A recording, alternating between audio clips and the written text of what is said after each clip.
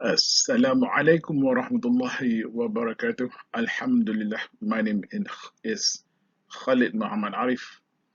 Alhamdulillah, I'm blessed to live into today, 9th Rabiul Awal, 1442, 26th of October 2020, year of the COVID. So, welcome back, and I would like to thank YouTube especially for uh, creating this amazing platform called YouTube, where we can share a lot of knowledge, and most of which, from my part, is really not found in textbooks. And thank you, all subscribers of this channel and all viewers, and I sincerely hope that you have got what you want, or at least it would have helped alleviate some of your what I call the endeavor, toughness in studies and also at work. Now, for a reminder, again, conventionally from from my part, if you are in a mosque today, Friday prayers, and Khatib is about to preach the khutbah, or you are in some lessons or some religious what do you call kuliah, tashkirah, and all this, please do not watch this video. Now, in this part, it will be the first video that I am about to display the link between safety, health, and environment. It's always safety first. So it's SHE in my perspective. It's always she. Why it is always she? Because she is always right. And I am going to link these three main elements of life, which is safety, health, and environment, elements of management systems, in part by part series. I will discuss the various types of activities. So in this video, this is the first video that I make in linking safety, health, and environment. And in this video, we are discussing spray painting. And I am going to pick what they call one activity, which is coming shortly. And the way that I link is to choose a simple form of graphical representation, as you could see now, hoping that all of us is able to comprehend in a hopefully systematic manner, and able to differentiate uh, what are safety concerns, health concerns, and environmental concerns. So in those video, and in fact in the next coming slide, I will place the picture of one activity that I choose over here. I will put the picture there, and I will add in the name of the process, the name of the activity. So this is more in practice. I'm not going to address holistic projects. That is very simple. We would rather go in detail into every root process, root activity, where our workers are working, and where the main origin of environmental aspect is being generated or involved. Okay, so we'll try to do that, and at the same time, for the benefit of those who are already subscribing to ISO 14001, here you go. We'll try to discuss risk and opportunities associated to the chosen environmental aspects, to the chosen activities and processes. All right, so that's about it. And with regards to risk and opportunities, might as well I display before you what the standard says. This is ISO 14001 version 2015. It has defined it has defined on paper the meaning of risk and opportunities, and this is how the definition is derived by looking into all these definitions. All right, and such as if you look at the first note is about deviation from what is expected. There's also a risk if your process is to formulate a certain chemical or with certain viscosity or with certain conductivity or other chemical properties, but in the end the product is not according to specification, then that is a deviation. All right, so that's a risk. Or for example, an uncertain state, uncertainty. For example, if you are in an industry producing certain types of petrochemical products, you might want to produce polyethylene. You have got certain product specification in mind, designed, and you have made formulations, but somehow or rather, although you have set the process settings accordingly, but the product after you got it, it does not meet your expected product specification. That is also a form of risk because it's uncertain. So you got to make root cause analysis. So for those things happen in real life, and well, there are all these. You can read it. It's going to be lengthy to explain. So when we talk about risk and opportunities, potential adverse effects, and potential beneficial effects. Now, risk is potential adverse effects. Potential, probable. The situation or the events can happen or happen before elsewhere. There is perhaps past incident record from experience. These are what you call summed into your logbook of potential risk, and you can take that as a risk. All right, and when you talk about opportunities, usually would look into perhaps beneficial opportunities. For example, if you have got off-spec gases coming from, for example, those petrochemical plant, you might be able to run it as a fuel in your, say, furnace, or furnace and or burner, which actually boils water, and then the water will generate steam as an addition to your existing cogen power generation system. Yeah, that can happen, so it wouldn't be wasted. That would be potential beneficial effects. Otherwise, if you have got those unwanted petrochemical products that you can't do anything with it because you don't have such facility as I mentioned earlier, then you might have to flare it out. That will be an adverse effect. It causes an impact to an environment, which is, as you know, air pollution or even global warming. All right, so that would be things which would be things oftenly discussed as environmental impact, and it has been an agenda for our adverse climate situations, the global climate change, etc. So we're not going to discuss that holistic big thing, big words.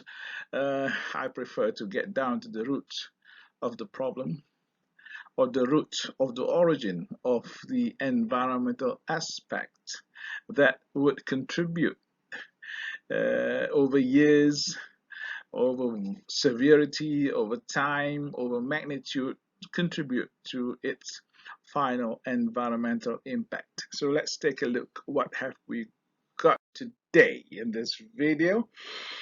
I am sharing with you an activity. If you look carefully, if you are a Malaysian, and if you look carefully at this picture, you could see that the item is a car bumper.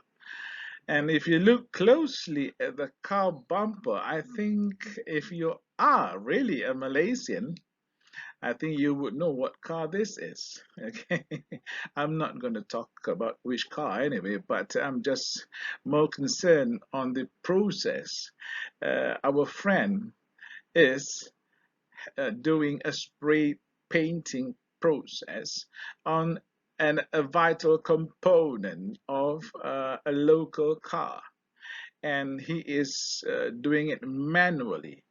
Actually, all this painting has been done earlier automatically in the production line, but due to the sharp bird's eye of the QC personnel, they were able to spot some defects, a very tiny pin size not dent, some uneven or spots of paint defects on this bumper, and it doesn't pass QC. It has got to be reworked in this workshop. So there you are. Our friend got the job to respray this car bumper, and let's talk about what is transpiring here in this picture. Okay, if you're ready. So let us begin with the safety first. Anyway, since we are doing environmental management, let's begin with the environmental aspect first, and let's take a look how it is linked with safety. This is the aspect which is in a form of paint aerosol. Okay, got it?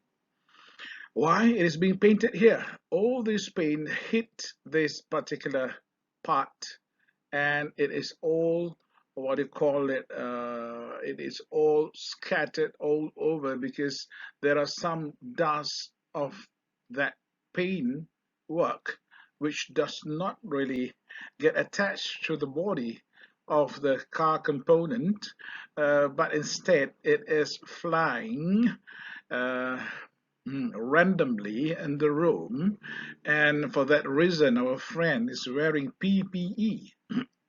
It's a kind of a dust filter of a high grade, and for that reason you have got all this dust due to the pressure of the nozzle, the spray gun itself, and you have got all the paint dust all over the places, and some of them eventually drop to the bottom. If you look at the bottom, you will see some gratings over here, and these are where all the dust is actually being sucked out from there, and because of gravity, and it is easier to suck it out from there, and it goes to perhaps a water scrubber system, and it gets treated.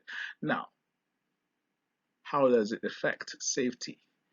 How does this does affect safety is because when the dust really travel in the room, it affects human safety by virtue of the paint aerosol dust itself is a potential hazard.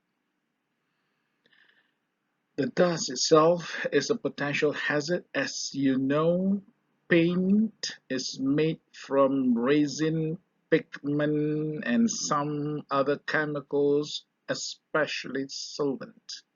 and they are all petrochemical based.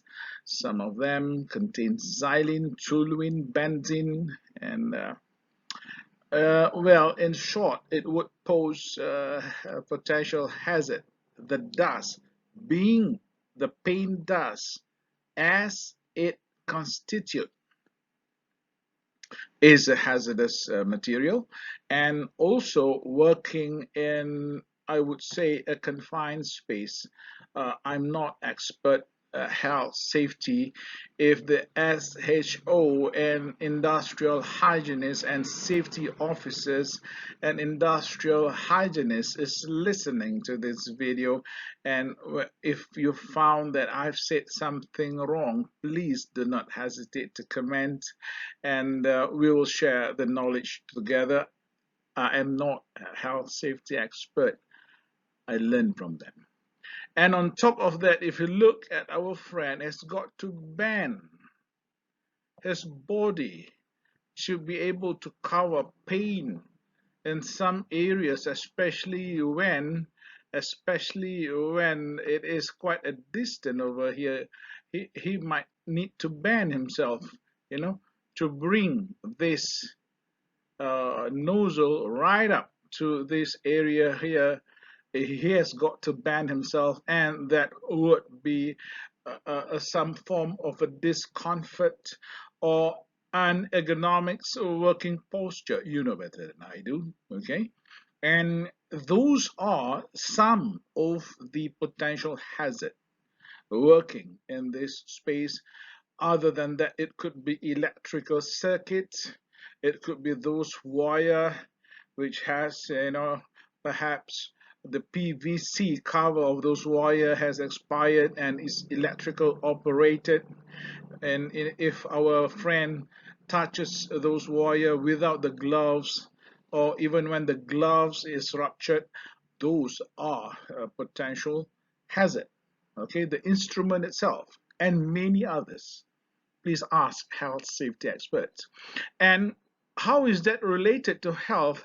By virtue of what we have discussed, the potential hazards, it would have an effect on health in this manner, whereby we could have eventually our friend might suffer some form of skin irritation, if not eye irritation, despite the fact that he is already wearing a mask, a goggle, okay, and a respirator. All right, so these are all well-equipped PPE. So in order to avoid all these potential hazard and risk from the work, he uses PPE.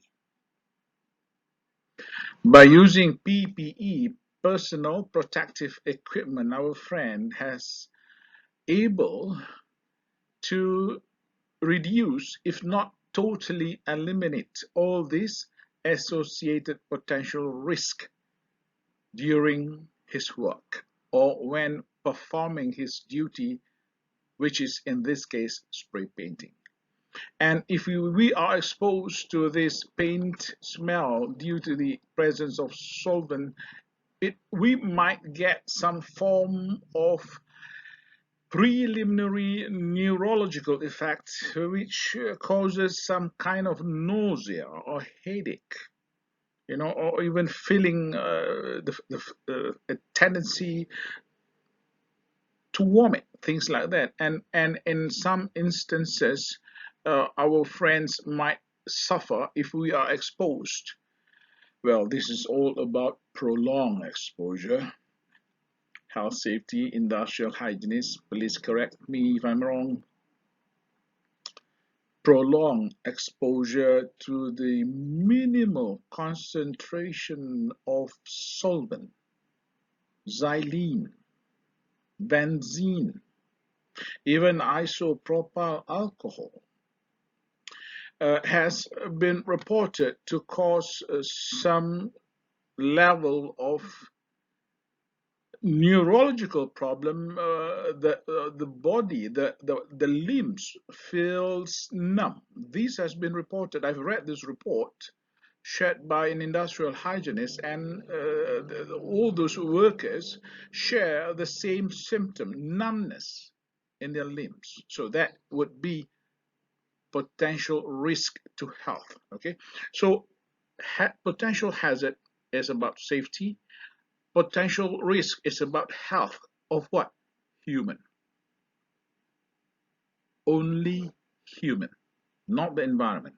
Nonetheless, when our friend is working in such a manner where he is having health effects that would contribute to an environmental impact by virtue of accidents, okay, and not able to spray the correct amount, causes excess dust, paint dust into the air, and damaged the civil structure around the confined area, the building itself, and the dust choke the scrubber perhaps, and you have got dust surpassing the filtration capacity of the scrubber, and you may have all this fugitive aerosol dust coming out from the chimney of the exhaust or the scrubber or the LEV from this room, and therefore causing a condition called environmental impact. There you are. And it goes vice versa, okay, the other way around. And so this is the link, okay, of safety, health, and environment. We are talking about fugitive paint aerosol for the moment. We'll continue into the next part of this segment. Here you are. We'll discuss about environmental aspects now.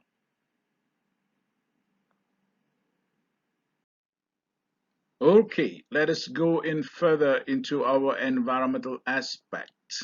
Let's take a look at our good friend, the first environmental aspect, which is fugitive paint aerosol dust.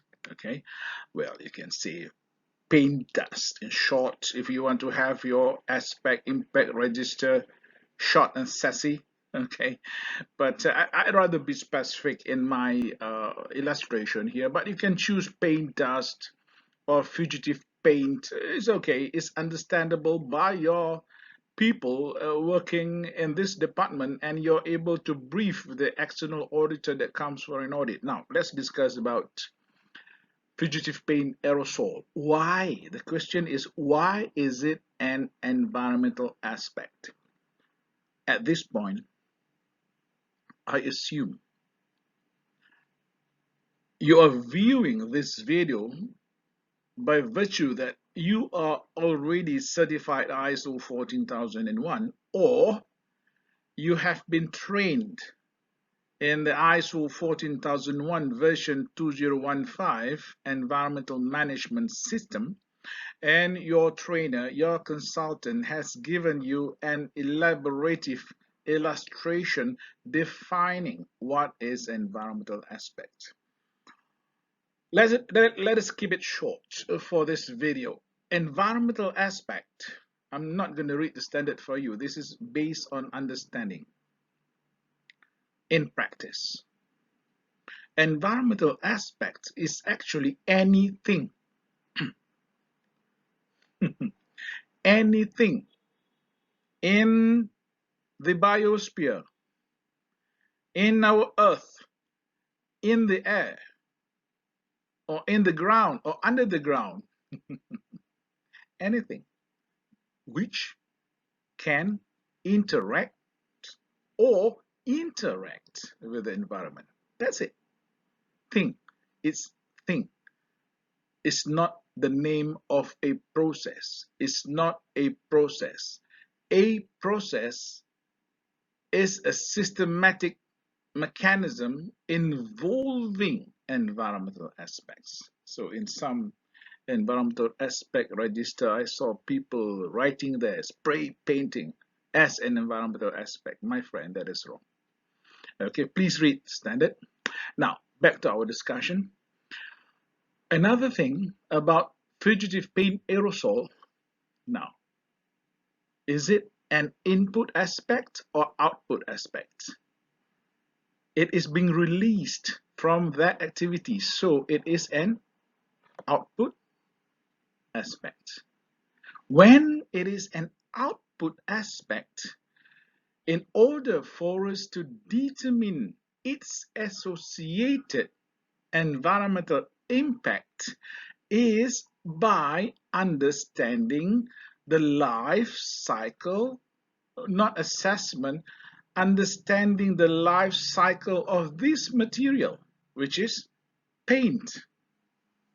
Paint is made from chemicals, from solvents, coming from petrochemicals, coming from oil and gas, coming from crude oil, coming from the bedrock. That is upstream. But we are not discussing paint, fresh paint. We are discussing waste paint, which is fugitive paint aerosol. Therefore, we got to look at the downstream. When we want to know the associated environmental impact of that particular aspect, we need to know whether it is an output aspect or input aspect. In this case, it is an output aspect. Therefore, we've got to look into the downstream of the life cycle perspective, meaning what happens next to the fugitive paint aerosol. What happened to it? It enters the atmosphere and may cause air pollution, okay, released by the LEV, for instance, or it can get trapped in the sun and goes into a wastewater treatment plant and be treated there. Cleaner water is being discharged out of the wastewater treatment plant, but all this paint dust is being coagulated and sedimented into forming sludge. And sludge, what happened to it? It is sent to perhaps a secure landfill, causing soil pollution or groundwater pollution. That will be another associated impact to this particular fugitive paint aerosol. Got it? Simple, isn't it? So keep it simple. Don't make it difficult. Now, let's take a look at another environmental aspect then. Paint. This is fresh paint. When we write in our register of aspect impact, please differentiate between fresh paint and waste paint, and also in this case fugitive paint aerosol, because we are able, it helps us, it enables us to determine what sort of environmental impact by understanding. When we talk about paint, it is fresh paint, so in this case it is an input aspect. There you are. So what sort of associated environmental impact it brings up to? It is going to be the upstream of this particular paint life cycle perspective. So paint is manufactured from eventually petrochemical, crude oil, and resources is coming from the bedrock. And the impact for the more demand of paint, meaning more demand for petrochemical products, more demand for oil products, crude oil, more crude oil is being excavated or drilled, and is a global understanding. The more oil we excavate from the natural reserve resources, what happened to the resource? It will be depleting. So over here, the final environmental impact for paint is actually resource depletion. There you are. Okay, I'm sorry for my highlighting. I'm The alignment of my finger is not streamlined. Okay, that is paint, which is an input aspect. We look at the upstream of its life cycle to determine the environmental impact. What about this? The incoming body component. In this case, you have your beautiful car front bumper. Where does it come from?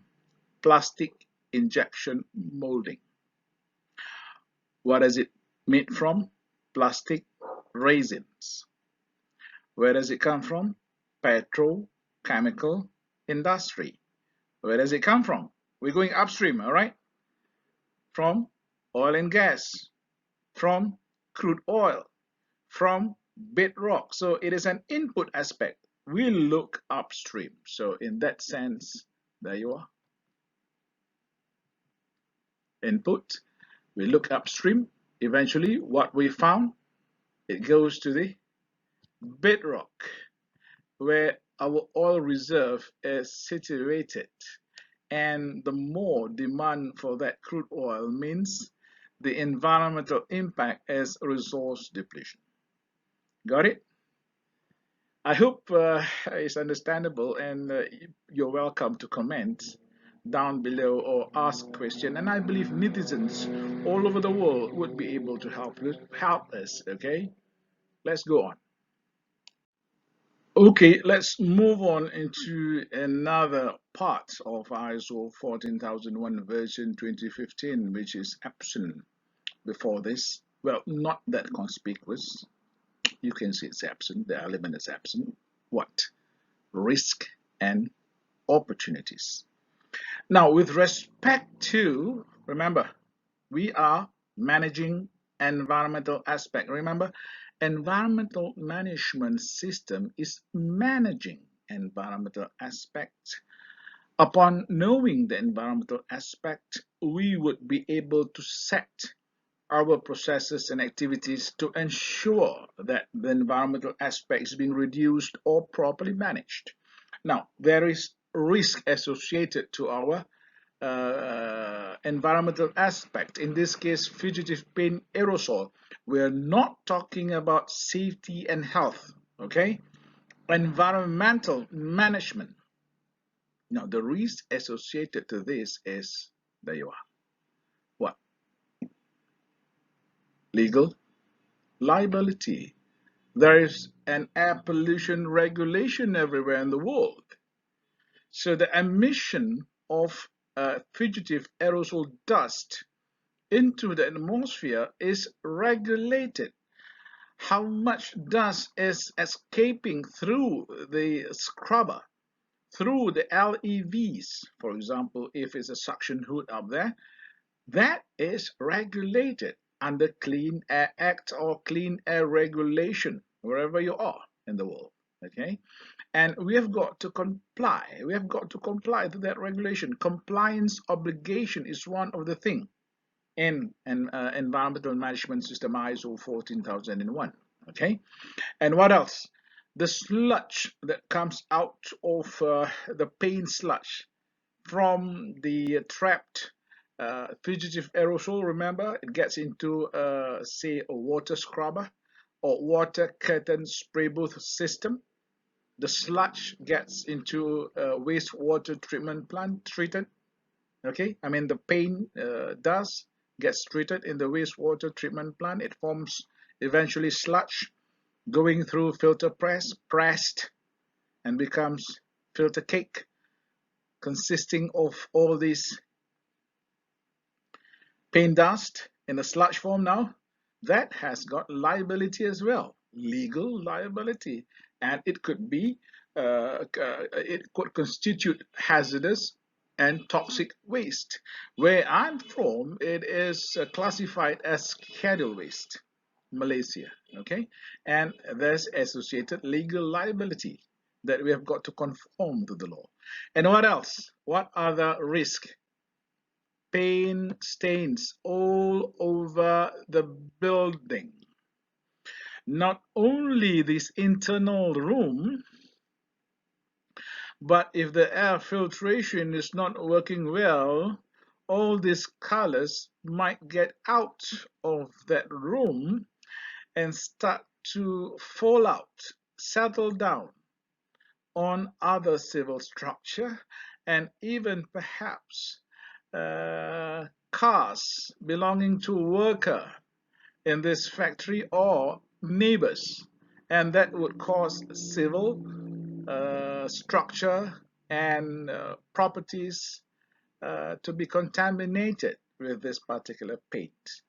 So that is another risk associated to this particular environmental aspect. But remember, we won't discuss workers' health here. Let SHO do it. Let industrial hygienists do it. If we discuss here, then this is the area where we feel that our work is redundant. This is where health safety, and environment becomes redundant because we didn't address them carefully. We are not able to draw the line between safety, health, and environment. We must be able to draw the line, and it needs experience for that.